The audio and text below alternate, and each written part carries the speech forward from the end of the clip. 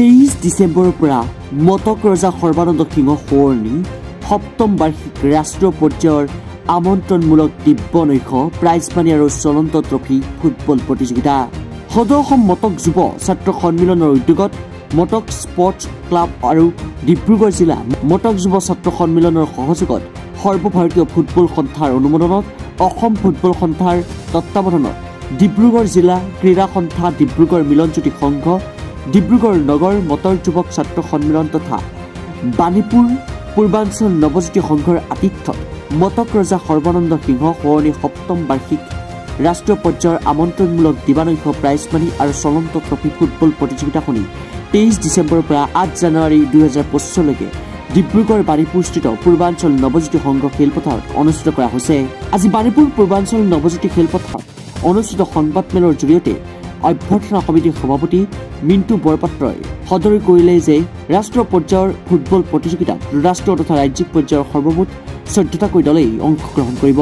23 ডিচেম্বৰত পতাকা উত্তোলন স্মৃতিসৌধ তৰ্পণ মটক ৰজা স্বৰ্গদেউ সৰ্বানন্দ সিংহৰ প্ৰতিচ্ছবিত মাল্যাৰ্পণ মাইমৰা ধৰ্মীয় পৰম্পৰাৰে গায়ন বায়ন আৰু যোগাসন প্ৰদৰ্শনেৰে খেলৰ শুভাৰম্ভণি হ'ব।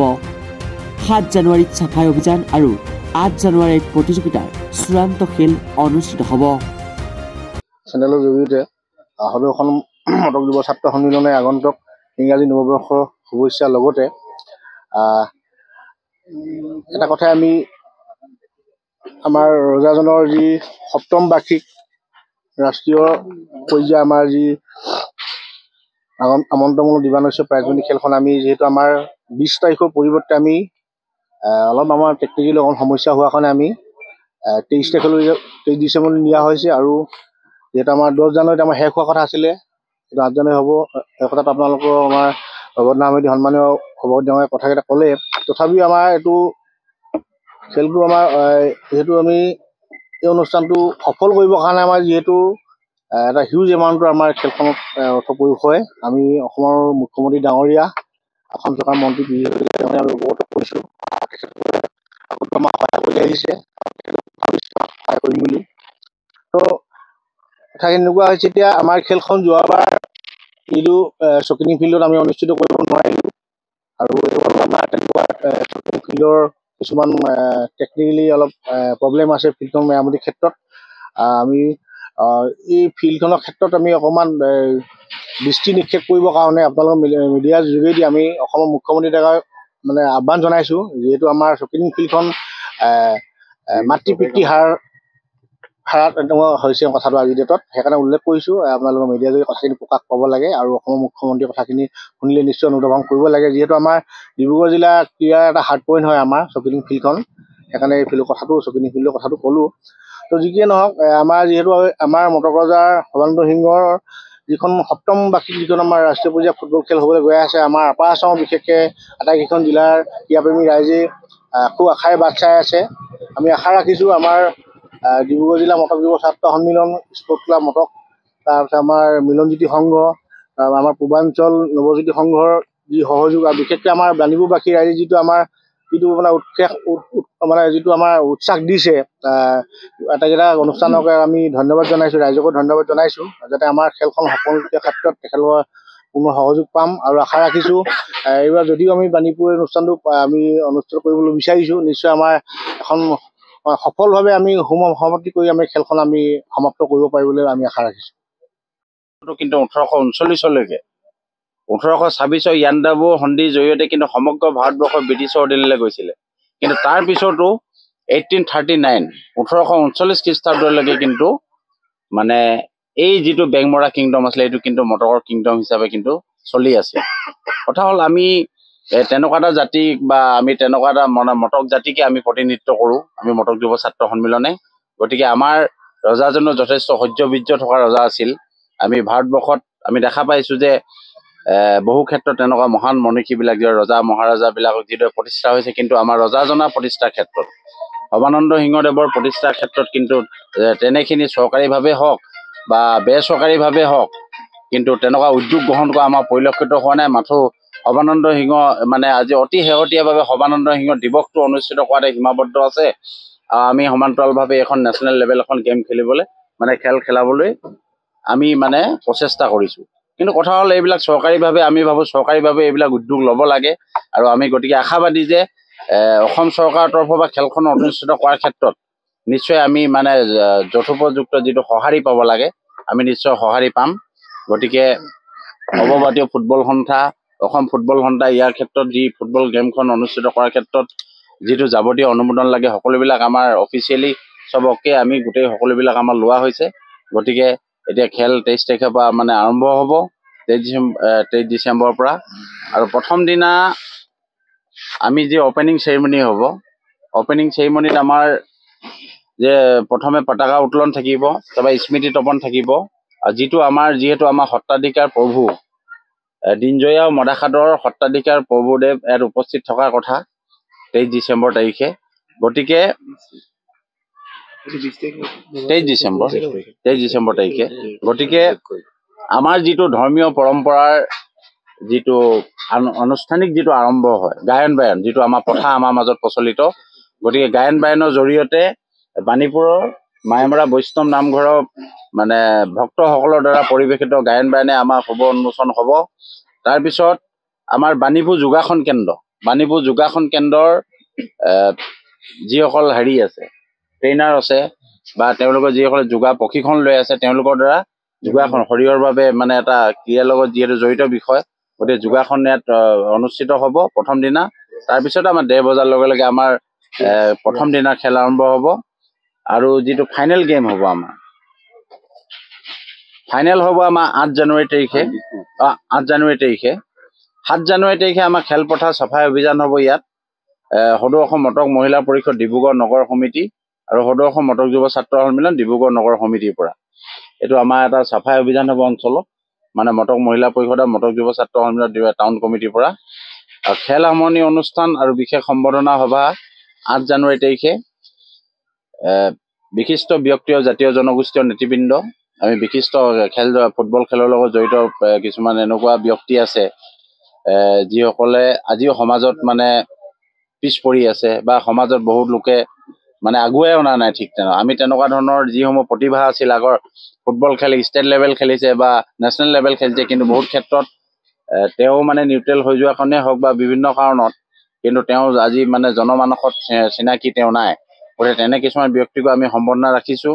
আৰু জাতীয় জনগোষ্ঠী আমাৰ সমভাৱাপন্ন যিসমূহ জাতীয় জনগোষ্ঠীয় সংগঠন আছে সেইসমূহ নেতৃবৃন্দ উপস্থিত থাকিব আৰু বিশেষ আমন্ত্ৰিত অতিথি হিচাপে থাকিব আমাৰ ডুমডুমা বাগজান দিচাম দেৱ সত্ৰৰ দেওভকত শ্ৰীযুত বাবুল দহোটীয়া ডাঙৰীয়া। তাৰপিছত আমাৰ সন্ধিয়া 5 বজাত স্মৃতি গ্ৰন্থ উন্মোচন হ'ব। স্মৃতি গ্ৰন্থখন আমি এখন খেলৰ বাবে এখন স্মৃতি গ্ৰন্থ আমাৰ প্ৰস্তুত কৰিছোঁ। স্মৃতি গ্ৰন্থখন উন্মোচন কৰিব ডিব্ৰুগড় জিলা আয়ুক্ত বিক্ৰম কৰিদেৱে।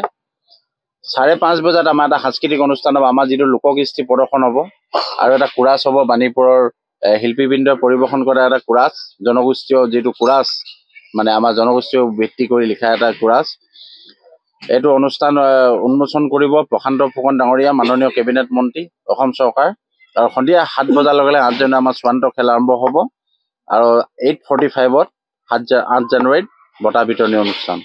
থুলমূলকৈ গোটেই বিষয়খিনি ইমানেই আৰু আমি আশা কৰিছোঁ আপোনালোকৰ জৰিয়তে আপোনালোকৰ প্ৰচাৰ মাধ্যমৰ জৰিয়তে যাতে এইটো বহুল প্ৰচাৰ উঠে এইবাবে আজি আপোনালোকক আমি আমন্ত্ৰণ জনাই সংবাদ মেলখন আয়োজন কৰিছোঁ যাতে অসমৰ চুকে কোণে থকা বা মটক জনগোষ্ঠীৰ প্ৰতিজন ব্যক্তি বা বিভিন্ন সকলো জনগোষ্ঠীৰ ৰাইজে ক্ৰীড়াপ্ৰেমী ৰাইজে যাতে ইয়াত অংশগ্ৰহণ কৰিব পাৰে আমাৰ প্ৰতি যিটো সমৰ্থন নৈতিক সমৰ্থন যিটো সহায় সহযোগিতা আমাক আগবঢ়াব পাৰে।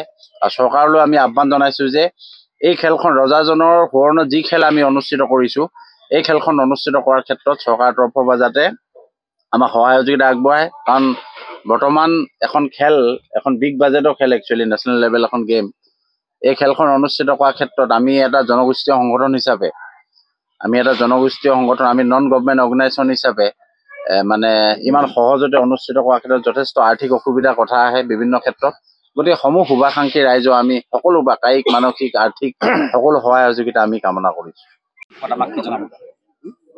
মটক ৰজা স্বৰ্গদেউ সৰ্বানন্দ সিংহৰ সোঁৱৰণিত 7ম বাৰ্ষিক ৰাষ্ট্ৰীয় পৰ্যায়ৰ যি আমন্ত্ৰণীমূলক দিবানক্ষ প্ৰাইজমণি আৰু চলন্ত ট্ৰফী ফুটবল প্ৰতিযোগিতাখন আমি বাণীপুৰ পূৰ্বাঞ্চল নৱজ্যোতি সংঘৰ খেলপথাৰত আমি পাতিছোঁ।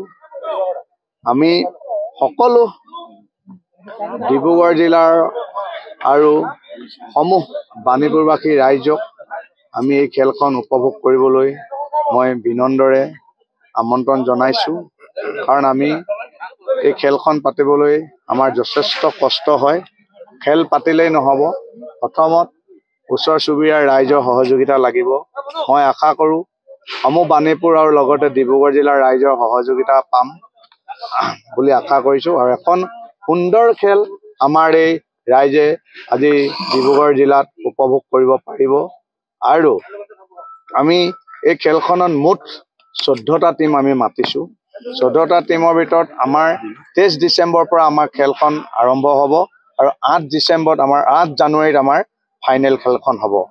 বিশেষ উল্লেখনীয় দল কিবা জনাব নেকি? কি দল আমি একচুৱেলি দল এতিয়া মাতিছোঁ। আমাৰ মুঠ 16টা কৰিছিলোঁ, 2টা কিছু অসুবিধাত কেৰেলা আৰু কেলকাতা আহিব নোৱাৰিলে, তেখেতলোকৰ কিবা প্লেয়াৰ অসুবিধাত। কিন্তু আমি এতিয়ালৈকে 14টাৰ ভিতৰত 2টা কাট খালে, আমি এতিয়া 16টাৰ ভিতৰত 2টা কাট খাই 14টা মাতিছোঁ। 14টাৰ ৱেষ্ট বেংগল টিম আহিব, আমাৰ শ্বিলং আহিব, মণিপুৰ আহিব, অসম পুলিচ আহিব, আমাৰ অসম SCB আহিব, আছাম ৰাইফল আহিব, মুঠ গোসাইগাঁও আহিব, আমাৰ SCB অইল ইণ্ডিয়া, আমাৰ মুঠ 14টা টিমে আমাৰ অংশগ্ৰহণ কৰিব। আৰু টিমকেইটাৰ খেল চাই ৰাইজে ভাল পাব। মই পুনৰবাৰ সকলো ৰাইজক মই বিনম্ৰৰে অনুৰোধ কৰিছোঁ যে আমাৰ খেলখন চাবহি লাগে, এইখন উপভোগ কৰক। আমি এখন আমাৰ ৰজাজনৰ নামত যি তলত আমাৰ সদৌ অসম মটক যুৱ ছাত্ৰ 1939 চনতে জন্মগত আমি ৰজাজনক শ্ৰদ্ধা আৰু সন্মান জনাই এই খেলখন আমি বাণীপুৰ খেলপথাৰত আয়োজন কৰিছোঁ। প্ৰাইজ মানি আমাৰ প্ৰথম পুৰস্কাৰ আছে 1 লাখ টকা আৰু দ্বিতীয় পুৰস্কাৰ আছে আমাৰ 50,000 টকা। আৰু বেষ্ট গলকিপাৰ যোনে গল বেছি ভালকৈ ধৰিছে আৰু যোন ভাল বেটছমেন আমি দিয়া হ'ব। প্ৰতিটোৰে আমাৰ বেলেগ বেলেগ আমাৰ পুৰস্কাৰ থাকিব। ডিব্ৰুগড়ৰ পৰা Dipika Barua report, republic any.